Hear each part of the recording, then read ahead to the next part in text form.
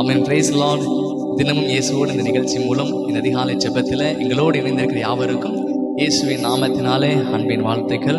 அநேக நாட்களுக்கு பிறகு கர்த்தர் இந்த ஜெபத்தை மீண்டும் நடத்தும்படியாக அவர் நம்மை கிருபை செய்துள்ளார். ஆமென். கர்த்தர் எவ்வளோ நல்லவர் இல்லை, தடைகளெல்லாம் கர்த்தர் மாற்றி நம்மை நடத்த அவர் வல்லவராக இருக்கிறார். ஒவ்வொரு சூழ்நிலையுமே கர்த்தர் நம்ம நிச்சயம் நம்ம நடத்துவார். எத்தனை பேர் ஆமேன்னு சொல்கிறீங்க? ஆமென். இந்த நேரத்தில் கூட இந்த அதிகாலை ஜெபத்தை நடத்தும்படியாக நம் நடுவில் பாஸ்டர் சாம்பல் ராஜகுமார் இருக்காங்க. ஈரோடு பகுதியில் கர்த்தருடைய ஊழியத்தை செய்து கொண்டிருக்கிறார்.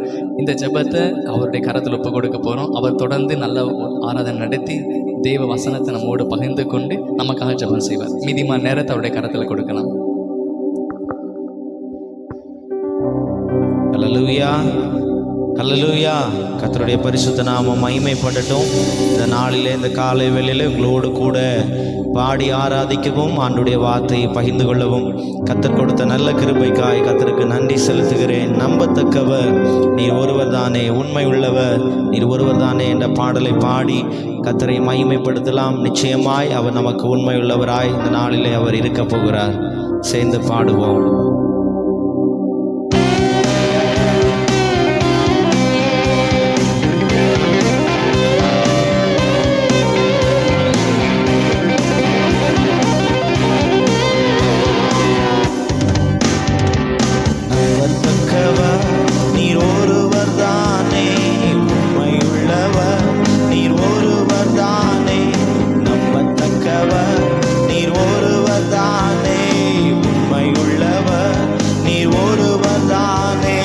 சொல்லிட மனிதனல்ல, மனம் மாறிட மனபுத்திரனல்ல.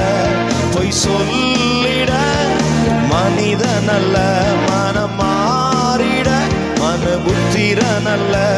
நீ செய்வதை தடுப்பவன் யாரும் இல்லை. எல் ஷடாய் தெய்வமே, சர்வ வல்லமை உள்ளவரே,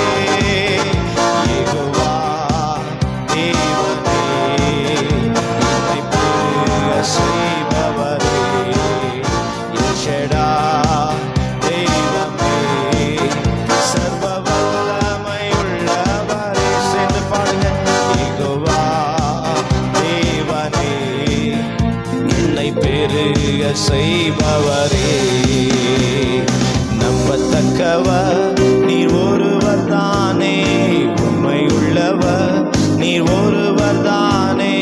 நம்பத்தக்கவர் நீர் ஒருவர் தானே, உண்மை உள்ளவர் நீர் ஒருவர் தானே. என் வாழ்க்கை பயணமெல்லாம் முன் செல்லும் மகிமையின் மேகமே, தள்ளாடி நான் நடக்கும் போது என்னை தாங்கிடும் கரம் நான் கண்டேனே. என் வாழ்க்கை பயணமெல்லாம் முன் செல்லும் மகிமையின் மேகமே, தள்ளாடி நான் நடக்கும் போது என்னை தாங்கிடும் கரம் நான் கண்டேனே. எல்லா இயேசுவுக்கு சேர்த்து நான் முடிந்ததே, ரெகபோ தொடங்கியதே. எல்லா இயேசுவுக்கு சேர்த்து நான் முடிந்ததே, ரெகபோ தொடங்கியதே. எல் ஷடாய் தெய்வமே, சர்வ வல்லமை உள்ளவரே, யெகோவா தேவனே, என்னை பெருக செய்பவரே. எல் ஷடாய் தெய்வமே, சர்வ வல்லமையுள்ளவரே, யெகோவா தேவனே, என்னை பெருக செய்பவரே. நம்பத்தக்க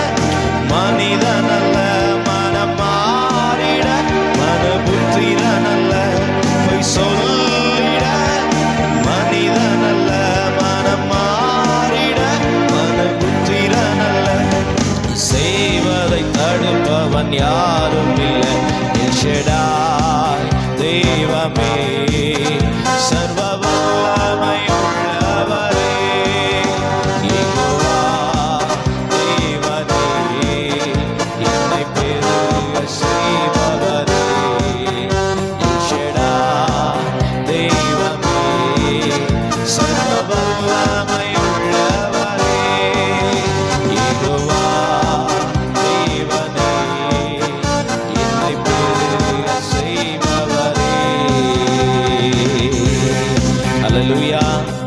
நம்மை பெருக செய்கிற தேவன் ஏசேக்கு போனாலும் சித்னா போனாலும் நமக்காக ரெகபோத்தை கர்த்தர் கொடுப்பதற்கு அவர் உண்மையுள்ளவராயிருக்கிறார். அப்படி கண்களை மூடி ஆண்டவரை ஸ்தோத்தரிக்கலாம். ஸ்தோத்திர ராஜா, நன்றியோடு துதிக்கிறோம். நான் நம்பத்தக்கவர் நீர் ஒருவர் தான். ஆண்டவரை எனக்கு உண்மையுள்ளவர் நீர் ஒருவர் தான். அவர் பொய் சொல்ல மனிதன் அல்ல, மனமாற மனுபுத்திரன் அல்ல. அவர் சொன்னதை செய்கிற தேவன். ஆண்டவரை எமக்கு ஸ்தோத்திரம். எல்லாரும் வாயில திறந்து ஸ்தோத்தரிக்கலாமா? ஹல்லேலூயா, ஹல்லேலூயா. நல்லவர் நல்லவர் நல்லவர். காலைதோறும் கர்த்தருடைய கிருபை புதிதாக இருக்கிறது என்று வேதம் சொல்லுகிறது. ஆண்டவரே, இந்த நாளுக்குரிய கிருபையை கர்த்தர் ஆண்டவரே ராஜா இதை பார்க்கிற ஒவ்வொரு பிள்ளைகளுக்கும் என் தேவன் தரும்படியாய் செபிக்கிறோம். ஆண்டவரே எமக்கு ஸ்தோத்திரம் ஸ்தோத்திரம் ஸ்தோத்திரம் ஸ்தோத்திரம். ஹல்லேலூயா. நன்றி நன்றி. அற்பமான என் ஆரம்பத்தை சம்பூரணமாய் மாற்றினீ. நான் கண்ணீரோடு விதைத்ததெல்லாம் கம்பீரமாய் அறுக்க செய்தீ. அற்பமான என் ஆரம்பத்தை சம்பூரணமாய் மாற்றினீ. நான் கண்ணீரோடு விதைத்ததெல்லாம் கம்பீரமாய் அறுக்க செய்தீ. எந்த குறைவெல்லாம் நிறைவாக்கி வறட்சியை செழிப்பாக்கி வாழ்நாள் எல்லாம் போஷித்தீ. எந்த குறைவெல்லாம் நிறைவாக்கி வறட்சியை செழிப்பாக்கி வாழ்நாள் எல்லாம் போஷித்தீ. எல் ஷடாய் தெய்வமே சர்வ வல்லமையுள்ளவரே யெகோவா தேவனே என்னை பெருக செய்பவரே. எல் ஷடாய் தெய்வமே சர்வ வல்லமையுள்ளவரே யெகோவா தேவனே என்னை பெருக செய்பவரே. ஸ்தோத்திர ஆண்டவரே, நன்றியோடு துதிக்கிறோம். எல்லா குறைவுகளை நிறைவாக்கி இந்த நாளிலே வறட்சிகளை எல்லாம் கர்த்தர் செழிப்பாக்கி ஒவ்வொரு நாளும் பிள்ளைகளை நீர் போஷிக்கும்படியாய் நாங்கள் செபிக்கிறோம். எல்லா துதியும் கனம் ஒருவருக்கே செலுத்துகிறோம். இயேசுவின் நாமத்தில் வேண்டி செபிக்கிறேன் ஜீவனுள்ள நல்ல பிதாவே, ஆமென். அல்லேலூயா. கர்த்தர் நல்லவர். இந்த நாளிலும் யோபு 8ஆம் அதிகாரம் 7வது வசனத்தில் நாம் பார்க்கும்போது உம்முடைய துவக்கம் அற்பமாயிருந்தாலும் உம்முடைய முடிவு சம்பூர்ணமாயிருக்கும். நாம் பாடுகிற பாடலில் கூட நம்ம பார்த்தோம், ஆரம்பம் அற்பமானாலும் முடிவு சம்பூர்ணமாயிருக்கும் என்று சொல்லி. இந்த வசனத்துக்கு ஏற்ற ஒரு நபரை நாம் வேதத்தில் பார்க்கணும்னு சொன்னால் அது நகோமி, ரூத் அவங்கள தான் நம்ம பார்க்க முடியும். ஏன்னா அவங்களுடைய துவக்கம் அற்பமாக இருந்தது, ரூத்தினுடைய துவக்கம். ஆனால் முடிவு சம்பூர்ணமாக இருந்தது. வேதத்தில் பார்த்தோன்னு சொன்னால் ரூத்து புஸ்தகத்தில் நான் ஒரு கதையாக சொல்கிறேன். நீங்கள் வீட்டில் வேதத்தை எடுத்து நீங்கள் வாசித்து பார்த்து கொள்ளுங்க. பெத்லகேம் ஊரில் எலிமெலேக் மனைவி நகோமி, அவங்களுக்கு 2 குமாரர்கள், மக்லோன், கிலியோன். இவங்க இஸ்ரவேலில் பஞ்சம் வந்த பொழுது மோவாப்பை நோக்கி அவங்க கடந்து போகிறாங்க. அங்கே போய் அங்கேயே 10 வருஷம் காலம் அங்கே தங்குறாங்க. அங்கே தன்னுடைய பிள்ளைகளுக்கு திருமணமாகிறது.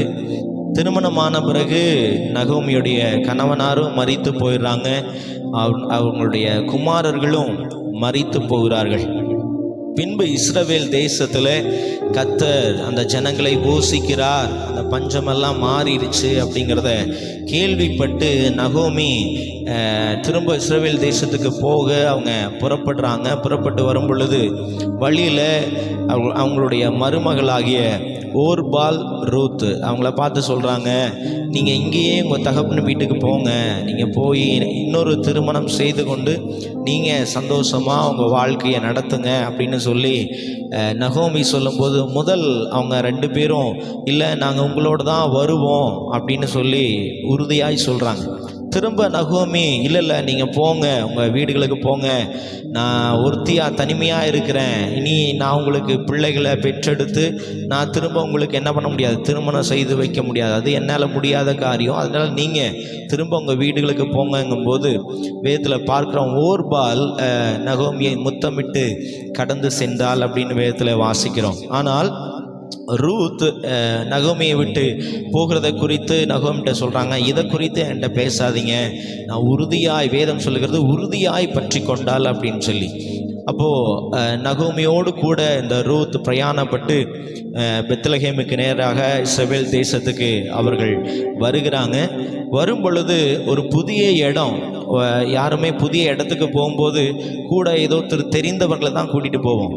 ஆனால் இஸ்ரவேல் தேசத்துக்கு வந்த நகோமி ரூத்து 2 பேரும் வந்தாச்சு. ரூத்து நகோமிட்ட சொல்கிறாங்க, நான் போய் எந்த வயல் நிலத்தில் எனக்கு யாருடைய கண்களில் தயவு கிடைக்குதோ நான் போய் என்ன பண்ணுறேன்னு சொன்னால் கதிர்களை பொறுக்கிட்டு வர்றேன். ஒரு புதிய இடம், இஸ்ரவேல் ஜனங்கள் மோவாபியரை ஏற்றுக்கொள்ள மாட்டாங்க, ஆனாலும் நகோமி மேலே வைத்த அன்பின் நிமித்தமாய் அந்த பாசத்தோடு கூட அவங்க சொல்கிறாங்க, நீங்கள் வீட்டில் இருங்க, நான் போய் என்ன பண்ணுறேன் கதிர்களை பொறுக்கிட்டு வர்றேன் அப்படின்னு சொல்லி அவள் புறப்பட்டு போகிறாள். அவள் புறப்பட்டு போய் ஒரு தோட்டத்தில், ஒரு வயல் நிலத்தில் கதிரை பொறுக்கிறாள். அந்த தோட்டம், அந்த வயல் நிலம் போவாசுடையதாக இருக்கிறது. முதல்ல அந்த ரூத்தினுடைய ஆரம்பத்தை பார்த்தீங்கன்னா வேதவசனத்தில் பார்க்குறோம். ரூத்து 2ஆம் அதிகாரம் 8வது வசனத்தில் அவர் சிந்தின கதிர்களை பொறுக்கி கொண்டிருந்தாள்னு சொல்லப்பட்டிருக்கு. அடுத்தது ரூத் 2ஆம் அதிகாரம் 15வது வசனத்தில் போவாஸ் சொல்கிறாரு, நீ கட்டுகளின் நடுவில், அரிக்கட்டுகள் நடுவில் என்ன பண்ணிக்கொள்ளுமா, பொறுக்கி கொள்ளுங்கன்னு சொல்லிட்டு தன்னுடைய வேலைக்காரர்களுக்கு சொல்கிறாங்க. அவள் பொறுக்கி கொள்ளும்படி சில கதிர்களை நீங்கள் வேணுங்கன்னே என்ன பண்ணணும், சிந்த விட்டுட்டு போகணும் அப்படின்னு சொல்லி சொல்கிறார்.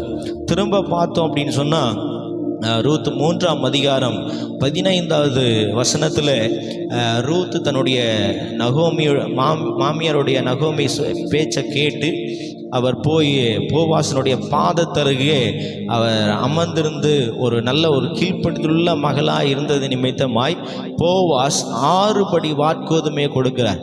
அது நீங்கள் வேதத்தில் வாசிக்கும் போது தவறாய் புரிந்து கொள்ளக்கூடாது.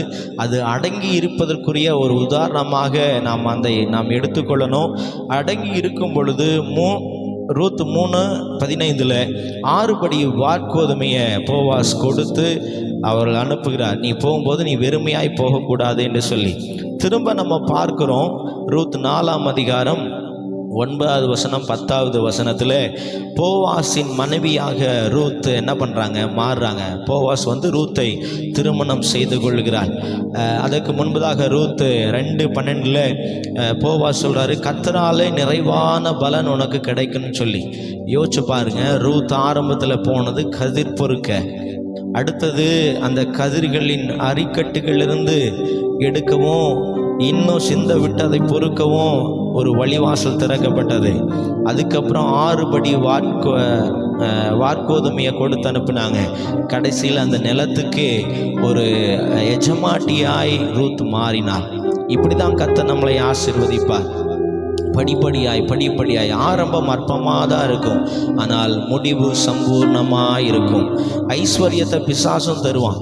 ஏன்னா வேதத்தில் பார்க்குறோம், இயேசுவை உயர்ந்த மலையில் கொண்டு போய் நிறுத்தி இந்த சகலவற்றையும் நான் உங்களுக்கு தர்றேன், நீர் என்னை பணிந்து கொள்ளும் என்று சொல்லி சொன்னான்.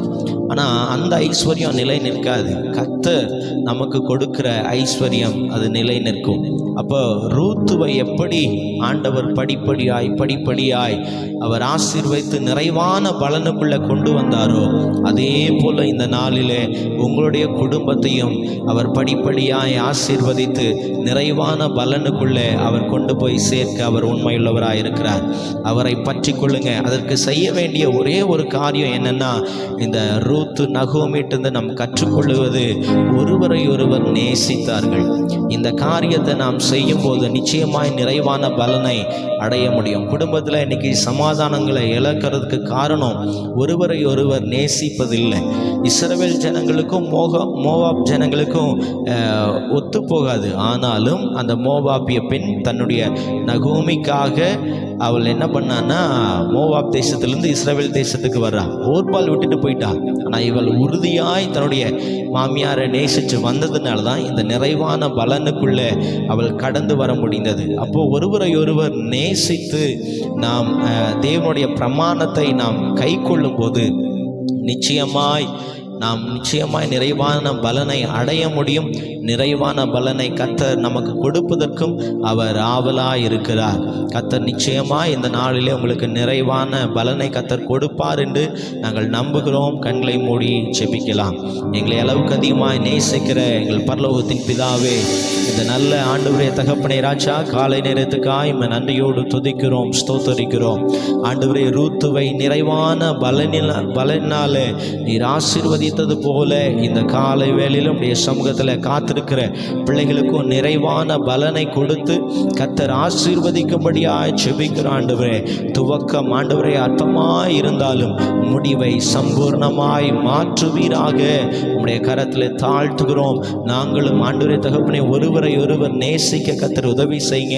எப்படி ரூத்துவும் நகோமியும் ஒருவரை ஒருவர் நேசித்து ஒருவருடைய வாழ்க்கையை ஒருவர் கட்டினார்களோ, அதே போல நாங்களும் ஒருவரை ஒருவர் நேசிக்க கர்த்தர் எங்களுக்கு உதவி செய்யுங்க. எல்லா துதியும் கனமும் ஒருவருக்கே செலுத்துகிறோம். இயேசுவின் நாமத்தில் பிதாவே, ஆமென்.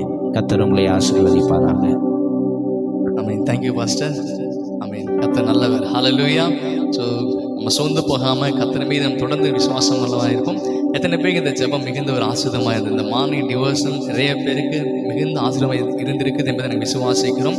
தொடர்ந்து எங்களோட ஒவ்வொரு நாளும் இணைந்திருங்கள். நம்ம ஒவ்வொரு நாள் இணைந்து நம்ம தேவனை ஆராதிக்கலாம். தேவ வார்த்தைகளை கேட்டு நம்ம தேவனுக்குள் இன்னும் அதிகமாக அவரை அறிகிற அறிவில் நம்ம இன்னும் அதிகமாக வளர முடியும். ஆமென். கர்த்தர் தாங்கள் ஆசீர்வாதத்தை நடத்துவாராக. நம்ம சேர்ந்து சொல்லாமா? என் ஆத்மாவே கர்த்தரை சோத்திரி, என் முழு உள்ளமே அடி பரிசுத்த நாமத்தை சோத்திரி, என் ஆத்மாவே கர்த்தரை சோத்திரி, கர்த்தர் செய்த சகல உபகாரம் மறவாதே. ஆமென். God bless you.